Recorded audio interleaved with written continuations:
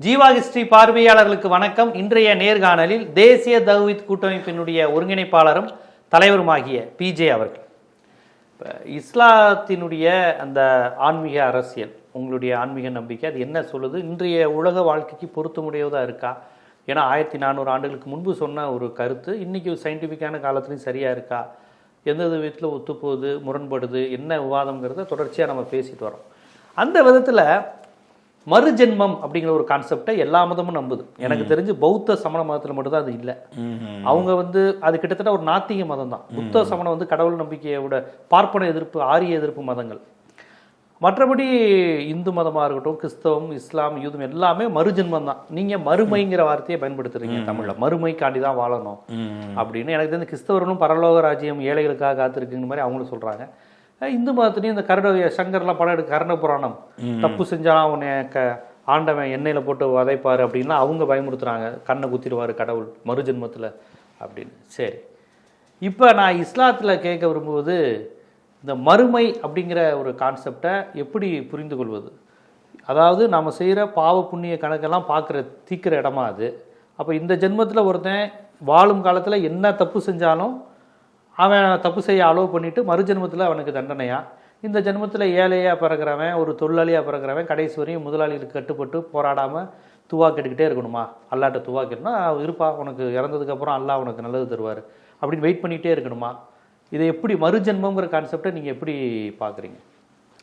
அதாவது மறுஜென்மங்கிற ஒரு விஷயத்தை இஸ்லாம் ஏற்றுக்கிறல.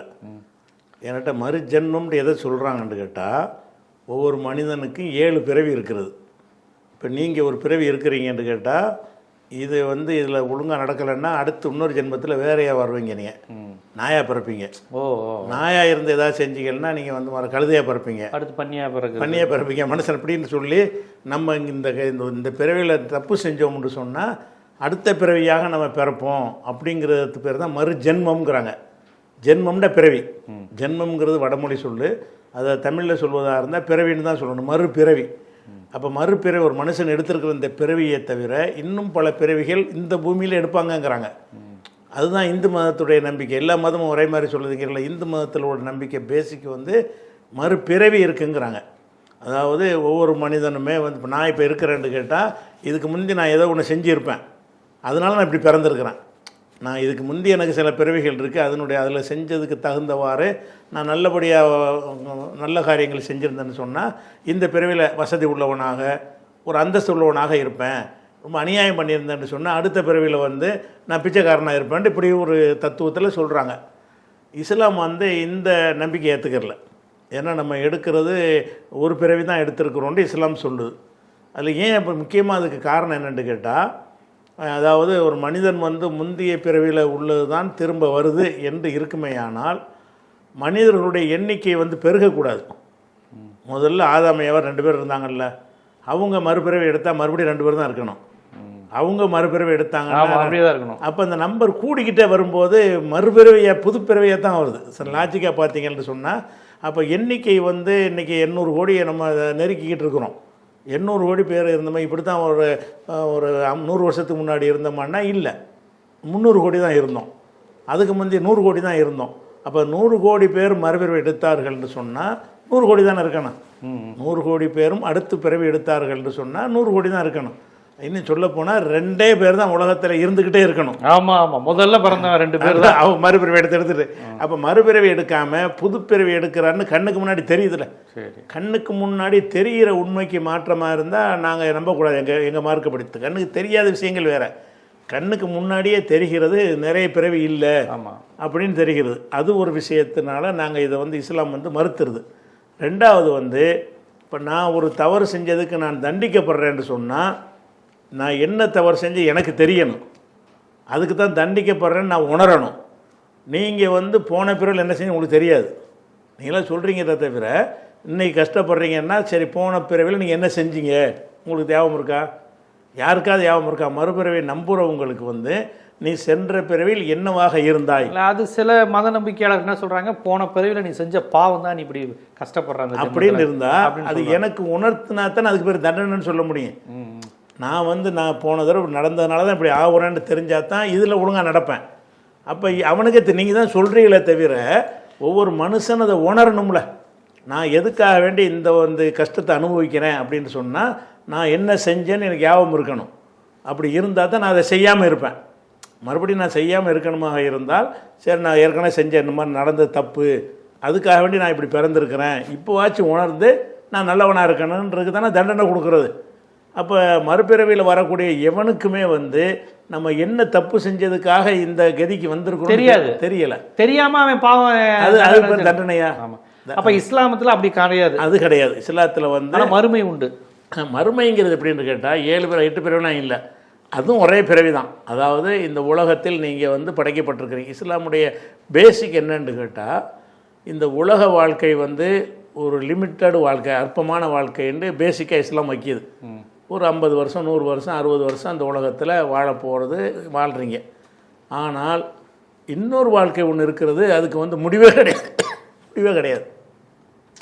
அந்த வாழ்க்கையில் நீங்கள் திரும்ப உயிர் கொடுத்து எழுப்பப்பட்டீங்கன்னு சொன்னால் சாகவே மாட்டீங்க, எப்போ பார்த்தாலும் உயிரோடவே இருந்து கொண்டே இருப்பீர்கள்னு சொல்லக்கூடிய ஒரு வாழ்க்கையாக இஸ்லாம் அப்படி ஒரு வாழ்க்கை இருக்கிறது. அந்த வாழ்க்கையில் நீ நல்ல நிலையில் இருக்க வேண்டுமா இருந்தால் இந்த வாழ்க்கையில் நீ ஒழுங்காக நடந்துக்க அப்படிங்கிறதுக்கு தான் இந்த உலக வாழ்க்கை ஒரு சோதனை என்ற ஒரு பேசிக்கை இஸ்லாம் வைக்க. ஆன்மீகம் என்னன்னு கேட்டால் மறுமை, நம்ம அந்த உலகத்தில் நீங்கள் என்ன செஞ்சாலும் இதற்கான பரிசை பெரிய அளவில் நீ அடைய இருக்கிறாய். என்ன தப்பு செஞ்சாலும் அதற்கான தண்டனை உனக்கு பெரிய அளவில் காத்திருக்குது, அதுக்கு பயந்து ஒழுங்காக நடந்துக்க அப்படின்னு இஸ்லாம் இது மறுமைன்னு அதை தான் சொல்லுகிறது. அப்படி சொல்லும் பொழுது இஸ்லாம் என்ன சொன்னால் இந்த உலகத்தில் கஷ்டம் நஷ்டம் நிறைய குர்ஆனில் சொல்லி காட்டப்படுது. இறை தூதர்களை பற்றி எல்லா இறை தூதர்களும் கஷ்டப்பட்டாங்கன்னு குர்ஆனே சொல்லுது. நபிகள் நாயகமாக சொல்கிறாங்க, உலகத்தில் ரொம்ப கஷ்டப்பட்டது இறை தூதர்கள் தான். அவங்க நீங்கள் ஆன்மீகத்தில் இருந்தால் உலகத்தில் சொகுசா வாழலாம் நினைக்காதீங்க. ஆனால் அவங்க மன்னர்களாக இருந்திருக்காங்கல்ல, நபிகள் எல்லாருமே மன்னர். சாலமோன் தாத்தியமாக இருந்திருக்காங்க. சாலமோன், தாவீது, மூசா போன்றவர்கள் ஒரு கட்டத்தில் மன்னர் மாதிரி இருந்திருக்கிறாங்க. அதிகமான இறை தூதர்கள் நபிகள் நாயகமே மன்னர் தானே. நபிகள் நாயகம் மன்னராக இருந்தாங்க கடைசி நேரத்தில்.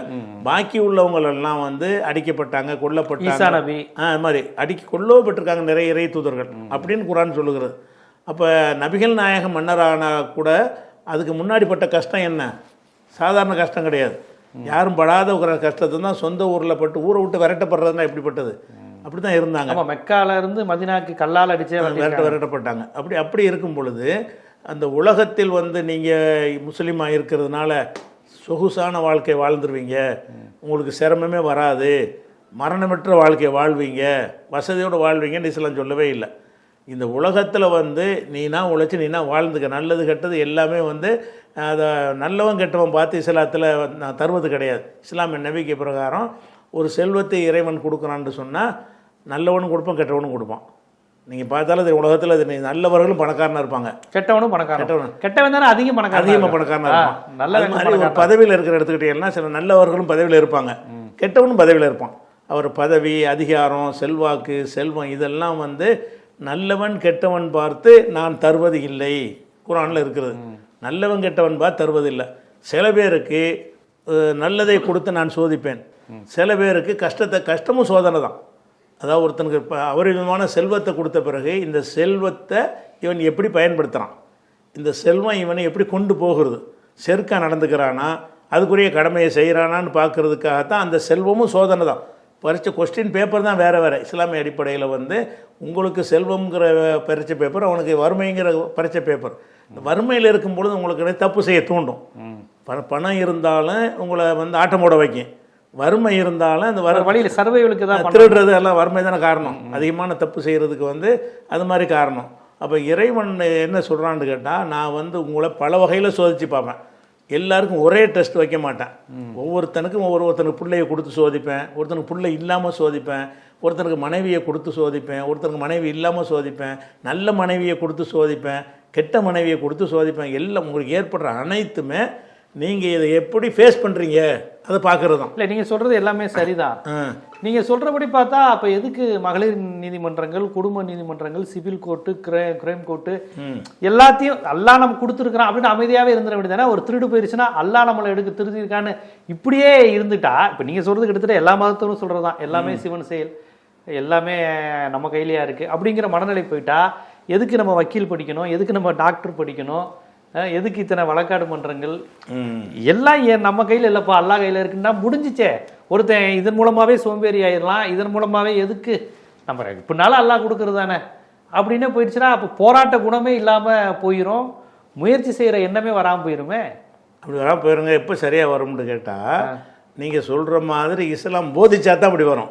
சரி, இஸ்லாம் அப்படி போதிக்கலை. நீ உன்னை சோதனைக்கு படைச்சிருக்கோன்னு சொல்லிட்டு உன் கண் முன்ன தீமையை கண்டா ஏற்று நெல்லு, கையை கொண்டு எடுத்து நெல்லு, முடியாட்டி வாயினால தடுத்துரு, இதெல்லாம் சொல்றாங்க. போராட சொல்லுது, போராட சொல்லுதுல, அதிகார வர்க்கத்தை நோக்கி போராட சொல்லுதா? நபிகள் நாயகமா ஒரு போராளி எத்தனை போராட்டம், மன்னர்களுக்கு எதிராக போராட்டம், மன்னருக்கு எதிராக அநியாயத்தை இப்போ சேர்வதுதான் மிகச்சிறந்த அறப்போருங்கிறாங்க ரசூலுல்லாஹ் நபிகள் நாயகம். அப்போ நீங்கள் சொன்ன எல்லாத்தையுமே அதை செய்யாதன்னு இஸ்லாம் சொன்னா தான் நீங்கள் சொல்றது அந்த கேள்வி நிற்கும். இஸ்லாம் என்ன சொல்லுதுன்னு கேட்டால், அநியாயம் செஞ்சா ஏற்று கேளு, அரசனாக இருந்தாலும் தட்டி கேளு, பயப்படாத, உன்னுடைய சொத்தை ஒருத்தன் கைப்பற்ற வந்தான்னு சொன்னா புடுங்க விட்டுறாத, எதிர்த்து நின்று போராடு. உன்னுடைய இல்ல வெறும் ஆன்மீக விஷயங்களுக்காக மட்டும் போராட சொல்லியிருக்கா, இல்ல எல்லா விஷயங்களுக்கும் மாட்டேன், ஏதாவது உன்னுடைய பணம் அவன் வந்து ஓரிரையில இருந்து மாற்றமா இருக்கான் அவனை எதிர்த்து போராடுன்னு மட்டும் சொல்லி, ஏன்னா அதை நான் பார்த்திருக்கேன், முழுக்க வந்து அவன் வந்து ஓரிரைக்கு எதிராக இருக்கிறான் அப்படின்னு சொல்லி போராட வைக்குது. பைபிள்லயும் அது இருக்கு, குரான்லயும் இருக்கு. அந்த மாதிரி விஷயங்களுக்காக மட்டும் போராட சொல்லுதா, இல்லை அதை தாண்டி ஒரு சமூக நீதிக்காக மக்கள் பிரச்சனைக்காக போராட சொல்லுதா? அதாவது அந்த அந்த பிற மத கொள்கைகள் இருக்கிறாங்கிறதுக்கு போராட சொல்லவே இல்லை. நீங்கள் சொல்கிற மாதிரி அவங்க சண்டைக்கு வந்தால் தான் போராட சொல்லுது. வேறு மதத்தவர் இல்லை, அந்த முஸ்லீம் இல்லாமல் இருக்கிறாங்கிறதுக்காக அந்த எகிப்துல இருந்து வர்றப்ப அந்த அநியாயக்கார ஆட்சியை மூட்டை பூச்சியெல்லாம் விட்டு அழிக்கிறாங்கன்னு பைபிள் குரான்.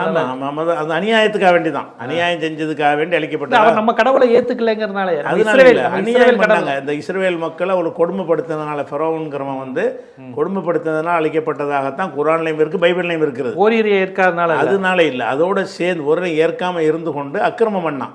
ஆனால் இஸ்லாத்தில் எங்களுக்கு என்ன சொல்லப்படுதுன்னு கேட்டால், நபிகள் நாயகம் சொல்கிறாங்க, உங்களில் ஒருவர் தீய ஒரு காரியத்தை கண்ணால் கண்டால், தீய காரியம் தான் சொல்கிறாங்க, அதை வந்து உங்களுக்கு சக்தி இருந்தால் கையை கொண்டு தடுங்க. குடிக்கிறானா ஏன்டா குடிக்கிறேன்னு கேளுங்க. அதெல்லாம் கேட்க சொல்லி அவன் முடியலை என்று சொன்னால் கேட்காம முடியாமல் போயிடும். அவன் வலிமை மிக்கவனாக இருப்பான், நான் வலிமை குன்றியவனாக இருப்பேன், கேட்டால் வெட்டி போடுவான்.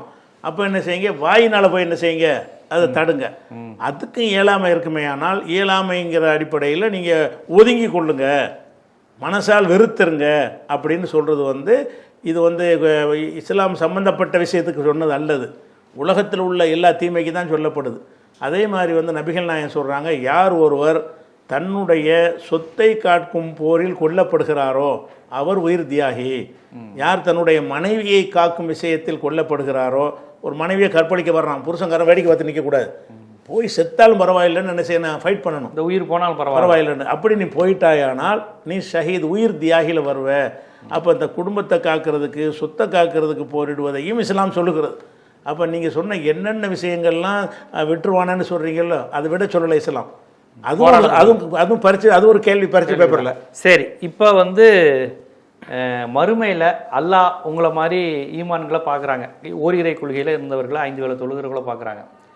கடவுள் நம்பிக்கை இல்லை, அவன் அல்லாஹ்க்கு எதிரிலாம் கிடையாது, அப்படி ஒன்று கிடையாதுங்கிறான். கடவுள் ஒருவர், சிலை வணக்கம், எப்போ அப்படி ஒன்றுமே இல்லை, கடவுள் ஒருவரேங்கிறீங்க. கடவுளே இல்லைன்னு சொல்லக்கூடிய நாத்திகர்கள் உலகம் முழுவதும் இருக்கிறாங்க. ஆமாம் இருக்காங்க. பெரியாரிஸ்டுகள் இருக்கிறாங்க, இங்கே கம்யூனிஸ்ட், உலகம் முழுவதுமே கம்யூனிஸ்டுகள் இல்லாமல் சயின்டிஃபிக்காக எங்களுக்கு கடவுள் நம்பிக்கை இல்லைன்னு சொல்லக்கூடியவங்க இப்போ அமெரிக்காலலாம் அதிகமாகிட்டு வராங்க, நாத்திகர்கள் இருக்கிறாங்க. அவங்க ஒரு அப்புறம் இயல்பாக நல்லவங்களா இருப்பாங்க, ஆனால் உங்கள் மொழியில சிரிக்க வைப்பாங்க.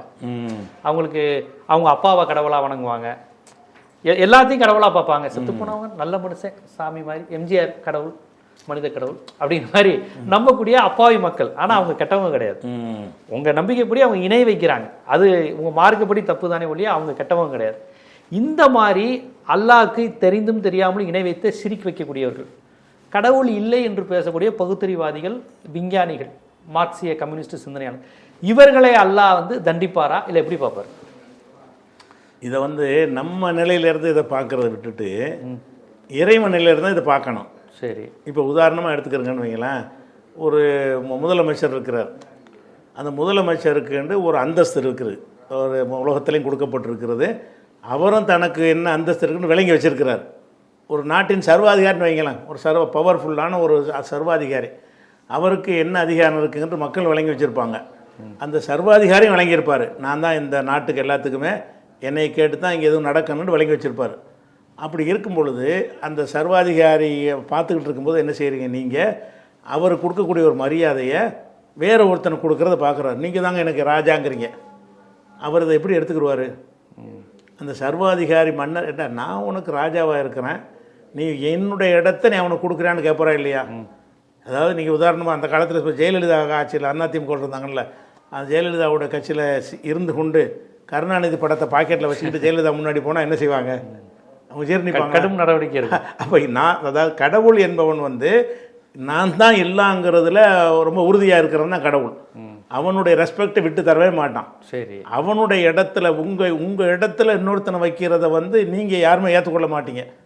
உங்கள் வீட்டில் வந்து ஒருத்தன் என்ன செய்கிறான்னு கேட்டால் உங்கள் வீட்டில் உள்ளவங்களை கூப்பிட்டு இன்னைக்கு பிரியாணி வைங்கிறான், அதை சொல்ல நீ யாரான்னு கேட்பீல்ல? உங்கள் வீட்டில் பிரியாணி வைக்கிறதா இல்லை நீங்கள் தான் முடிவு செய்வீங்க. ஒருத்தன் வந்து என்ன செய்கிறான், இன்னைக்கு உங்கள் வீட்டில் பிரியாணி வைங்க அப்படிங்கிறான், அது என்ன நீ சொல்கிற, நான் இல்லடா சொல்லணும் அப்படின்னு கேட்பான் இல்லையா? நம்ம வீட்டில் உள்ள அதிகாரத்தை வந்து அடுத்தவருக்கு கொடுத்தால் நமக்கு சின்ன விஷயமா எடுக்க மாட்டோம், கடுமையான கோபம் வருகிறது. ஒரு அரசருக்கு கொடுக்குற ஒரு மரியாதை அடுத்தவருக்கு கொடுத்தோம்னா ஒரு கோபம் வருது. நீங்கள் ஒரு பள்ளிக்கூடத்துடைய ஒரு நிர்வாகியாக இருக்கிறீங்க, பிரின்ஸ்பலாக இருக்கிறீங்க, ஒரு ஆளை சேர்க்கறது நீக்கிறதுனா உங்கள் அதிகாரத்தில் உள்ளது. இன்னொருத்த அங்கேருந்து வர்றான், இவனை சேர்த்துக்கங்கிறான், நீ யார் அதை சொன்ன, நான் இல்லடா சேர்க்கணும் கேட்பமா இல்லையா? அவரவருக்குண்டு ஒரு அந்த பார்வையில் இதை கவனிக்கணும். இது பார்க்க வேண்டிய விஷயம் என்னன்னு கேட்டால் அதுக்கு வெளியே நின்று பேசக்கூடாது. அந்த பிரின்ஸ்பாலுடைய நிலையிலேருந்து பார்த்தீங்கன்னு சொன்னால் அவர் வந்து இவனை வெறுப்பார். ஏன்டா நான் தான் பிரின்ஸ்பாலாக இருக்கிறேன், நீ என்னுடைய இடத்துக்கூட அவனுக்கு கொடுக்குறீடான்னு செய்வார். அப்போ இறைவனை பொறுத்த வரைக்கும் எங்கள் நம்பிக்கை என்னென்னு கேட்டால், ஒன்றும் இல்லாமல் இருந்து எங்களை படைச்சது அவன் தான் படைத்தான், இந்த உணவு கொடுத்தது அவன் தான் படைத்தான், இந்த பூமி அவனுக்குரியது, இந்த காற்று அவனுக்குரியது, இந்த மழை அவனுக்குரியது, உலகத்தில் உள்ள எல்லாமே அவனுக்குரியது. நீனே ஒன்றும் இல்லாமல் இருந்து அவனால் படைக்கப்பட்டிருக்கிற. அப்படி இருக்கும் பொழுது இந்த கல்லை எடுத்துக்கிட்டு தெய்வமேங்கிற, அவனுக்கு எவ்வளோ கோவம் வரும்? ஆனால் நான் ஒருத்தன் இருக்கிறேன், இதை போய் தெய்வம். அவனுக்கு அந்த அறிவை கொடுக்க வேண்டியது அல்ல தானே கொடுத்துருக்கான. அறிவை கொண்டு அறிவை இழந்துட்டு தானே செய்யறான். அவன் அறிவு தெரியல, இது கல்லுக்கு இது கல்லுன்னு அவனுக்கு தெரியாதா? தெரியத்தானே செய்யுது. கண்ணு முன்னாடி தூக்கி களவாண்டு போயிடுறாங்கல்ல, திருடிட்டு போயிடுறாங்களா இல்லையா? அது பேச மாட்டேங்குதுல்ல, அசைய மாட்டேங்குதுல்ல. இல்லை நீங்கள் இப்போ உங்களுக்கு அல்லா தான் கடவுள்னு உணர்த்தின அந்த கடவுள், கடவுளை மறுப்பவர்களிடமும் இல்லை சிலையை வணங்குபவர்களிடம் நான் தான் அப்படிங்கிறத உணர்த்திட்ட வேண்டியதானே. ஏன் நீங்கள் பரிசோதனை வைக்கிறீங்க? எல்லாரையும் இஸ்லாமியராக மாற்றி கடவுள் நினைச்சா முடியாதா? ஒரு ஆகு அப்படி என்று அவர் சொன்ன நேரத்தில் பூமி உருவாயிருச்சுன்னு பைபிளும் சொல்லுது, உங்கள் குரானும் நம்புறீங்க. இதை செய்த மனிதர் எல்லாரையும் என்னுடைய விசுவாசிகளாக எப்பா இப்போ போய் நாய் மற்ற விலங்குகளை போய் கடவுளுங்கிறியே, மனிதன் செத்து போனோன்னா கடவுள் வணங்குறியே அப்படிங்கிற அந்த அறிவு அவர்களுக்கும், எப்பா கடவுள் இல்லைன்னு சொல்லாதப்பா, எல்லாத்தையும் படைத்த ஒரு இறைவன் ஒருத்தர் இருக்காருன்னு கடவுள் மறுப்பாளருக்கும் சொல்லிட்டா முடிஞ்சு போச்சே. இருக்காரு அவர் சொன்ன வச்சா நான் விளங்கியிருக்கிறேன், நீங்கள் விளங்கட்டு நான் என்ன செய்யறது? கடவுள் வந்து நேராக வந்து என்கிட்ட வந்து சொல்லலை, நான் விளங்குறேன், இது நான் தானே இதை செஞ்சேன், இதுக்கு வந்து அறிவு இல்லையே, இது கையில் குடும்பத்தில் பிறந்ததுனால நீங்கள் இது பண்ண இல்லையே, பிறக்காமே வரலாமே. பிறக்காமையே நீங்கள் ஒரு கல்லை வந்து கல்லுன்னு வழங்கணுமா வழங்கலையா? வழங்கக்கூடாதா? ஒரு கல்லுன்னு தெரியுது, இது செய்யப்பட்டதுன்னு தெரிகிறது, நீங்கள் தான் அதை தயாரிச்சிங்கன்னு விளங்குறது. நீங்களா ஒன்றை தயாரித்து விட்டு இதுதான் என்னுடைய தெய்வம்னு சொன்னால் அந்த தெய்வமாக இருக்கிறவனுடைய பார்வையில் எப்படி எடுத்துக்கொள்ளப்படும்? இல்லை நான் இவ்வளவு செஞ்சிருக்கிறேன், நீ அதை போய் செய்யறா? அல்லாஹ் உணர்த்தி இருக்கணுமே. உணர்த்துறான், அதை வந்து அவனுக்கு தான் அறிவு தந்திருக்கிறான். அல்லாஹ் வந்து உணர்த்துவது என்று சொன்னால் அல்லாஹ் வந்து உணர்த்தின அவசியம் கிடையாது.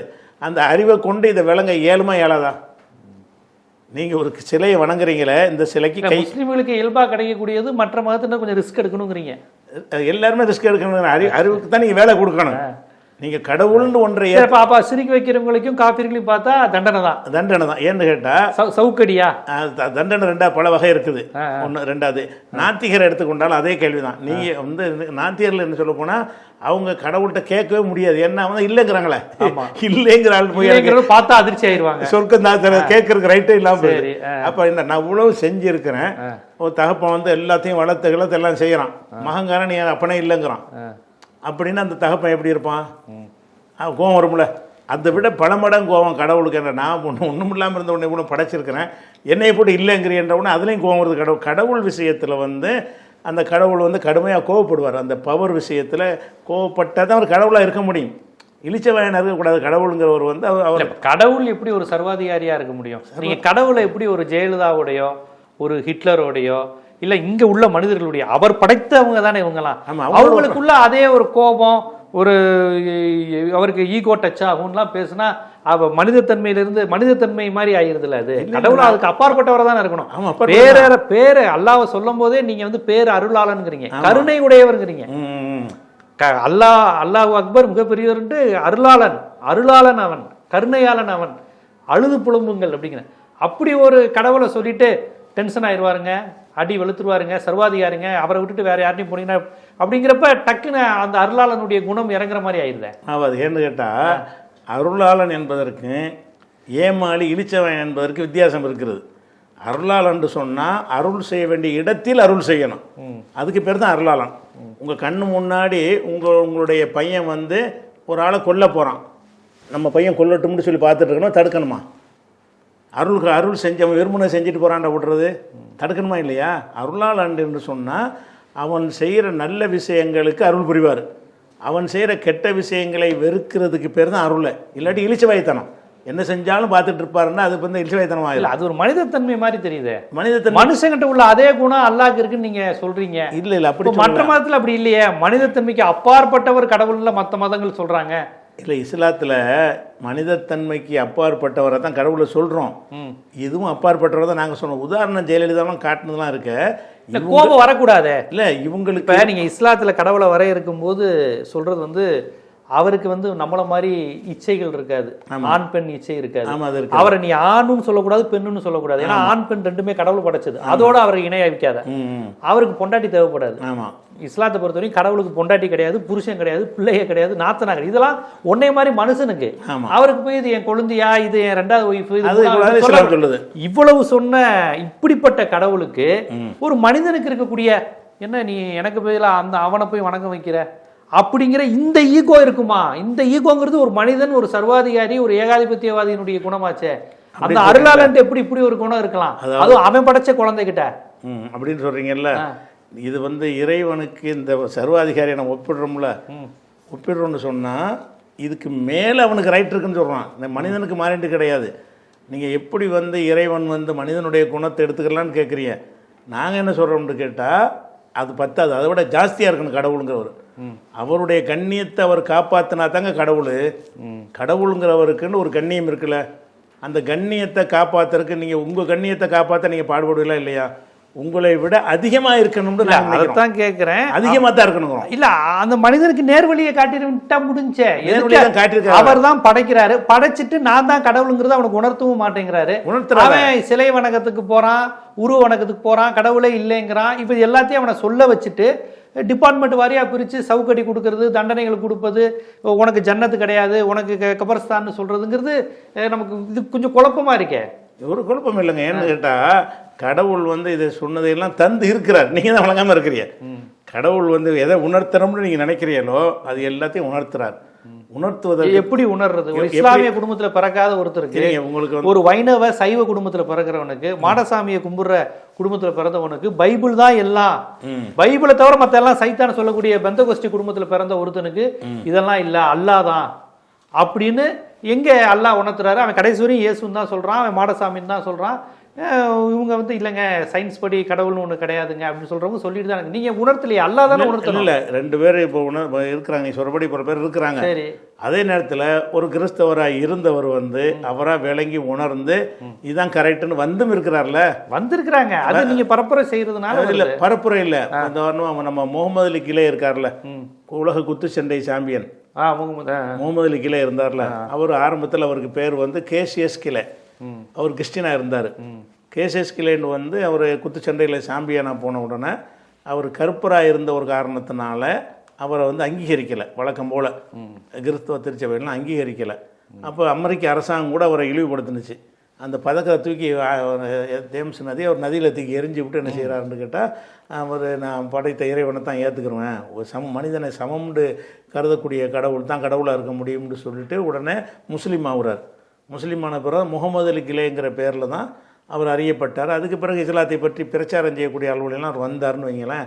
அப்போ இது வந்து அந்த சிந்தனையை செலுத்தினா வர முடியுதுல்ல, செலுத்தாமல் நீங்கள் இருக்கிறாங்க. ஆமாம், அவங்களுக்கு கமலாதாஸ் உங்களுக்கு தெரியும். கமலாதாஸுங்கிறவங்க இந்தியாவிலேயே அதிகமாக பெண்ணுரிமை பேசினவங்க கமலாதாஸுங்கிறவங்க. அவங்க வந்து நிறைய எக்கச்சக்கமான மலையாளி, அவங்க நிறைய எக்கச்சக்கமான நூல்கள்லாம் எழுதியிருக்கிறாங்க. அவங்களுடைய வரலாறு கூட குமுதம் பத்திரிகையில் அந்த காலத்தில் என் கதைங்கிற தலைப்பில் அந்த வரலாறுலாம் எழுதிட்டு இருந்தாங்க. எந்தளவுக்கு அவங்க பெண் உரிமைக்கு போனாங்கன்னு சொன்னால், தன்னையே நிர்வாணமாக ஆக்கி அதை வந்து வரைஞ்சி நிர்வாணமாக நின்று கொண்டு தன்னையே வரைவார்கள். அப்படி வந்து மக்களுக்கு இதான் சுதந்திரம், என்னுடைய உடம்பை நான் வந்து எப்படி வேணாலும் பயன்படுத்துவேன்னு சொன்னவங்க. அவங்க என்ன செய்கிறாங்க, ஒரு கட்டத்தில் வந்து இது போகிற பார்க்க சரி, நம்ம போகிற பாதை சரியில்லை, இது அல்ல பெண்ணுரிமை என்பது, இது கிடையாது அப்படின்னு சொல்லி விளங்கி இஸ்லாத்தை ஏற்று கமலா சுரையான்னு சொல்லி வாழ்ந்து இப்போ இருக்கிறாங்களான்னு தெரியலை. ஏன்னா அவங்கள பற்றி நம்ம அந்த டிவியில் பேட்டிலாம் எடுத்து நம்ம அந்த தமிழன் டிவியில் அந்த காலத்தில் வென் டிவிலாம் போட்டிருக்கிறோம்.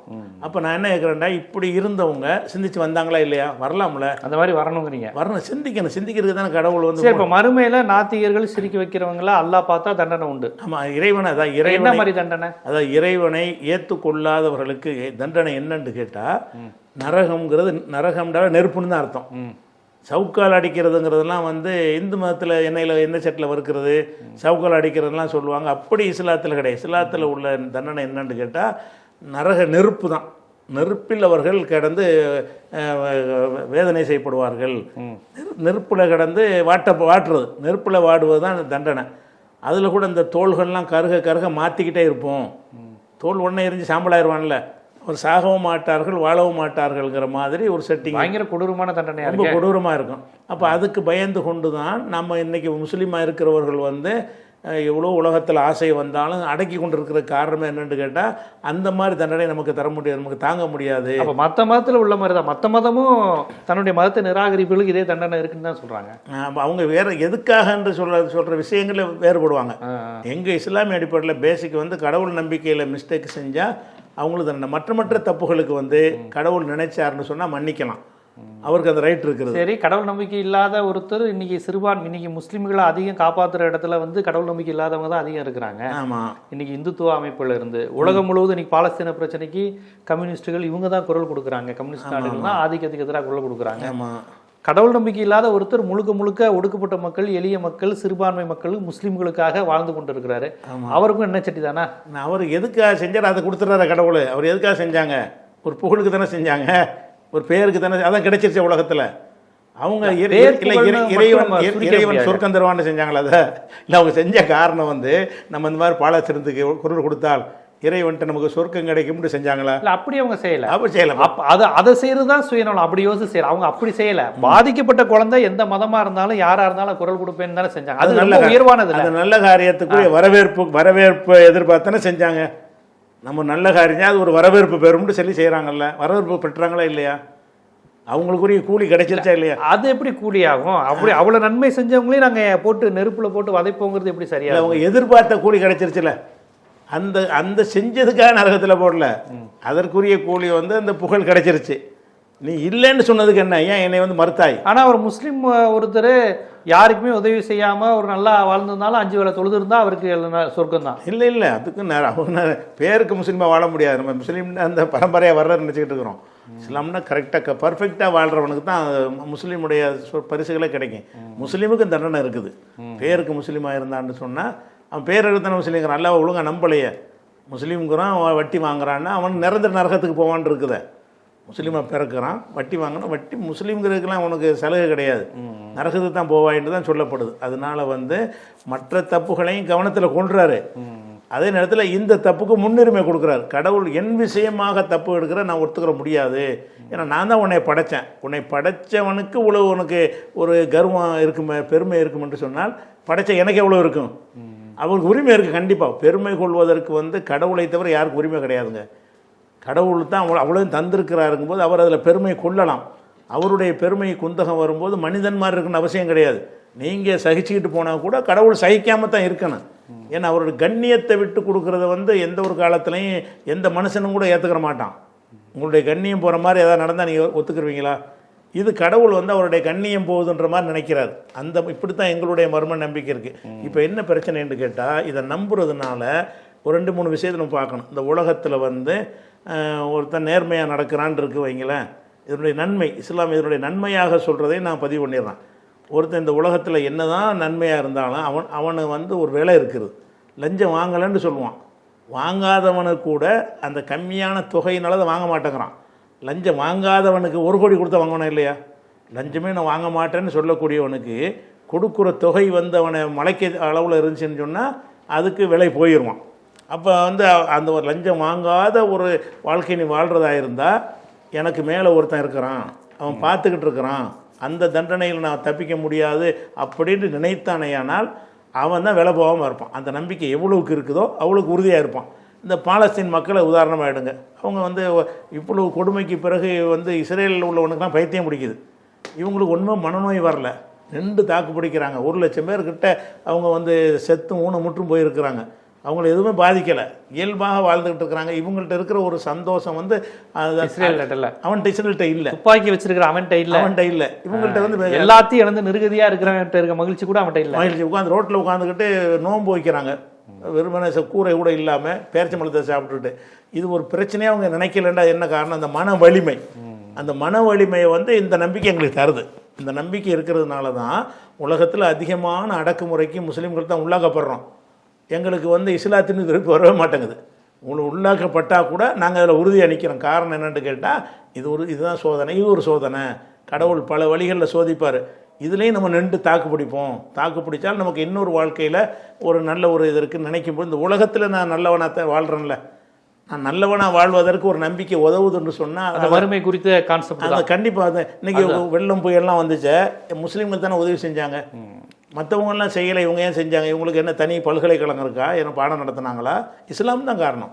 இது செஞ்சால் இதுக்கு நம்ம இறை அச்சம். ஆமாம், அங்கே பரிசு இருக்குது. மறுமையில் உலகத்துக்கு நீ உதவி செஞ்சால் மறுமையில் உனக்கு பன்மடங்காக இறைவன் தருவான்றது தான். அதை நம்பி தான் கோடி கோடியாக கொண்டை கொட்டினாங்க, கழுத்தளவு தண்ணியில் நீஞ்சிக்கிட்டு போய் உதவி செஞ்சாங்க. வேறு யாரும் வர்றதுக்கு தயங்கும் போது இவங்க ஏன் செய்கிறாங்க? இவங்களுக்கு என்ன கிடைச்சிருந்த உலகத்தில் ஒன்றுமே கிடைக்காது. இதை செஞ்சதுனால மீடியாக்களோட போட பெருசாக முக்கியத்துவம் கொடுக்க மாட்டான் முஸ்லீம்களை. அப்படி இருந்து ஏன் செஞ்சாங்க?